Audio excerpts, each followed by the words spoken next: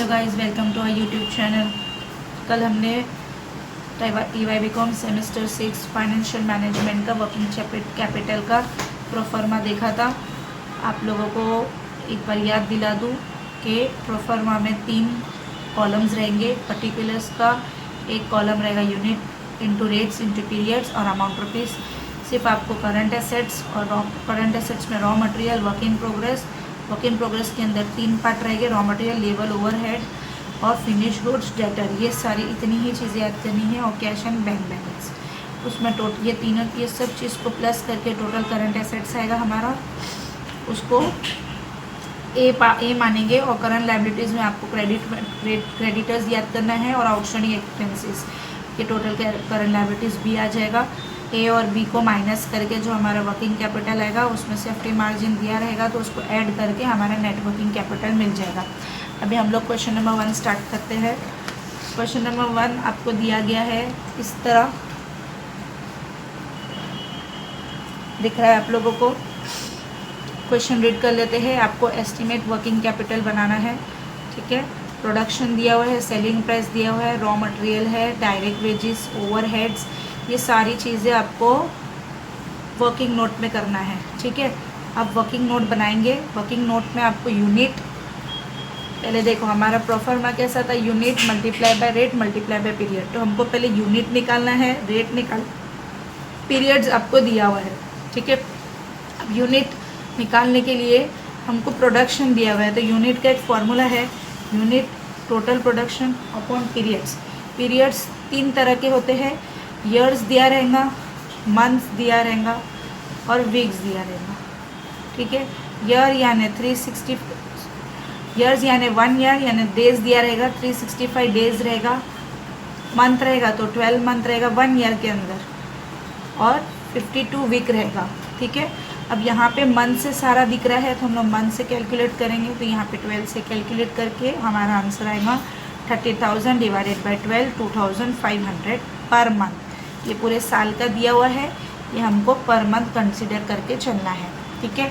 अब raw material निकालेंगे, cost sheet, इसको बोलते हैं कॉस्ट शीट रेट, जो हम लोग निकालेंगे रेट यानी हमारा मटेरियल कितने का था, उस पर लेबर कितना लगा, उस पर ओवरहेड यानी ऊपर के खर्चे कितने लगे, ये तीनों चीज़ को प्लस करके हमें मिलता है कॉस्ट। फिर हमें बेचना है तो हम अपना प्रॉफिट लगा के बेचेंगे, तो कॉस्ट पे प्रॉफिट प्लस करके हमें आंसर मिलेगा सेल्स का, ठीक है। तब यहाँ पे पढ़ते प्रोडक्शन हमारा हो गया 30,000 यूनिट्स, सेलिंग प्राइस हमको दिया हुआ है 10, बाकी रॉ मटेरियल हमको 60% ऑफ सेलिंग प्राइस निकालना है, डायरेक्ट वेजेस 1/6 रॉ मटेरियल का निकालना है, ओवरहेड डायरेक्ट वेजेस का डबल करना है, ट्वाइस। तो एक एक करके समझते हैं। सेलिंग प्राइस 10 दिया हुआ है तो हम लोग ये कॉलम बना लेंगे, 10 लिख देंगे, ओके। अब 10 लिख दिए। अब रॉ मटेरियल कितना है हमारा, 60% ऑफ सेलिंग प्राइस, यानी सेलिंग प्राइस हमारा 10 है, 10 का 60% यानी 10 मल्टीप्लाई बाय 60%। कैलकुलेटर निकालो, कैलकुलेटर में 10 मल्टीप्लाई बाय 60% डालोगे तो आंसर आएगा तुम्हारा 6, ठीक है। रॉ मटेरियल 6 मिल गया हमको। अब डायरेक्ट वेजेस क्या बोला है, 1/6 of raw material, 1/6 of raw material यानी रॉ मटेरियल हमारा 6 है तो 6 का 1/6 पार्ट यानी 1 रुपीज़ हो गया, ठीक है। तो लेबर हमारा 1 आ गया। ओवरहेड क्या है, twice the direct wages, twice यानी उसको डबल करना, तो 1 को हम लोग क्या करेंगे 2 से मल्टीप्लाई करेंगे, तो ये हमारा आंसर आ जाएगा 2। तो ये 3 चीज़ हमें मिल गई, इसको हम लोग तीनों को प्लस करेंगे, 6 + 1 7 + 2 9, तो कॉस्ट हमको मिल जाएगा 9। अब हमारे को प्रॉफिट नहीं दिया हुआ है तो हम लोग इसको प्रॉफिट निकाल सकते हैं, कैसे, 10 को 9 से माइनस करके, ठीक है। तो 10 को -9 करें तो आंसर आया 1, तो ये हमारे प्रॉफिट मिल गया। अभी हमको सब चीज़ मिल गई, raw material, labour, overhead, cost, profit, sales, ठीक है। ये सारी चीज़ें मिल गई है हमको। अब हम लोग इस पे आते हैं। इन द बुक्स ऑफ दिया रहेगा तो, नहीं तो नहीं भी लिखेंगे तो चलेगा। एस्टिमेटेड वर्किंग कैपिटल लिखना ज़रूरी है। प्रोफर्मा बनाएंगे, मैंने आपको बताई थी, इसी तरह ही आपको पूरा प्रोफर्मा एज इट इज़ लिखना है, ठीक है। अब क्या करेंगे हम लोग, सबसे पहला स्टेप हमको यूनिट्स लिखना है, तो हम लोग क्या करेंगे, ये जो यूनिट दिया हुआ है 2,500, ये पूरा यूनिट हम लोग इस केस में लिख देंगे, 2,500 2,500 2,500 ऐसा करके हम लोग पूरे में लिख देंगे। कैश और बैंक बैलेंस में नहीं लिखेंगे क्योंकि उसका अमाउंट हमको दिया हुआ है 40,000, तो हम उसको गिवन लिख के 40,000 लिखेंगे। ठीक है, ये चीज़ समझ गई, यूनिट का पार्ट समझ गया, बहुत इजी है, यहाँ तक के बहुत इजी है। अब एक इम्पॉर्टेंट चीज़, रेट हम लोग ने निकाल दिए हैं। रॉ मटेरियल का रेट 6 है, रॉ मटेरियल का 6 लिखे, इधर भी रॉ मटेरियल है 6 लिखे। तीसरी जगह रॉ मटेरियल आएगा क्रेडिटर्स, क्योंकि क्रेडिटर को हम लोग किस में कैलकुलेट करते हैं, रॉ मटेरियल के रेट। तो रॉ मटेरियल का रेट आया इधर भी 6, गॉट इट। अब लेबर यहाँ पे लेबर दिया हुआ है 1, तो लेबर यहाँ पे भी है 1, और इसको वेजिस को भी हम लोग क्या कंसिडर करेंगे, लेबर 1। ठीक है, तो लेबर का 1 इधर हम लोग ने 1 लिख दिए। ओवरहेड्स 2, ठीक है, ओवरहेड्स इधर दिया है 2, तो यहाँ पे भी हम लोग लिखेंगे 2, इधर भी लिखेंगे हम लोग 2। ठीक है, सब हम लोग रेट पार्ट कर रहे हैं, पीरियड नहीं कर रहे हैं अभी, पहले रेट कर रहे हैं। ठीक है, ये हो गया रेट लिखकर, ये हो गया। अब फिनिश गुड का रेट क्या है, फिनिश गुड्स मैंने बताई थी किस पे कैलकुलेट होगा, कॉस्ट रेट पे। फिनिश गुड किस पे कैलकुलेट होगा, कॉस्ट रेट पे। तो कॉस्ट क्या दिया हुआ है हमारा 9, तो यहाँ पे लिखेंगे 9। डेटर्स किस पे कैलकुलेट रहेगा, सेल्स रेट पे। डेटर्स किस पे कैलकुलेट रहेगा, सेल्स रेट पे। तो सेल्स क्या है 10, तो यहाँ पे लिखेंगे 10। ठीक है, अब क्रेडिटर्स हो गया हमारा, वेजेस हो गया, ओवरहेड हो गया, ये रेट सारे लिख के हो गए। ठीक है, अब हमें पीरियड पे जाना है, तो क्वेश्चन पढ़ना पड़ेगा फिर से। यहाँ तक कि हमारा क्वेश्चन कंप्लीट हो गया था, यहाँ से पढ़ेंगे। Material in hand 2 month requirement, 2 month material, 2 month यानी मल्टीप्लाई बाई 2, समझा। प्रोडक्शन टाइम क्या होता है, हम लोग कुछ चीज़ खरीदते हैं और उसको मैन्युफैक्चर करते हैं, तो उसका जो प्रोडक्शन साइकिल होता है उसको प्रोडक्शन टाइम बोलते हैं। तो प्रोडक्शन टाइम में हमारी 3 चीज़ें हैं, रॉ मटेरियल, लेबर, ओवरहेड, ये तीनों में आएगा 1 मंथ। ठीक है, क्योंकि एक में दिया हुआ है, मतलब ये पूरा तीनों का कैलकुलेशन 1 मंथ आएगा, समझा। अब finish goods 3 month, okay. Credit for material यानी हमने क्रेडिटर्स मटेरियल खरीदा क्रेडिट पर, मतलब क्रेडिटर्स 2 आए। ठीक है, यहाँ पे आएगा क्रेडिटर्स, मटेरियल आया यानी सप्लायर से लिया, तो 2 मंथ इधर आएगा।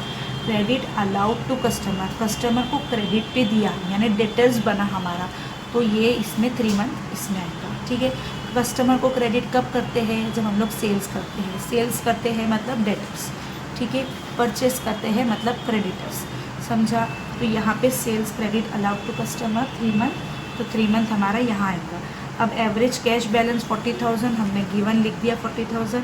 यहाँ पे क्या बोला है, wages and overheads are paid in the beginning of next month in production, यहाँ तक नेक्स्ट मंथ, मतलब अभी आज मेरा मंथ है जनवरी। ठीक है, मैंने जनवरी में ख़रीदा, लेकिन मैं उसका पेमेंट जो है वो मैं फरवरी की स्टार्टिंग में दूंगी।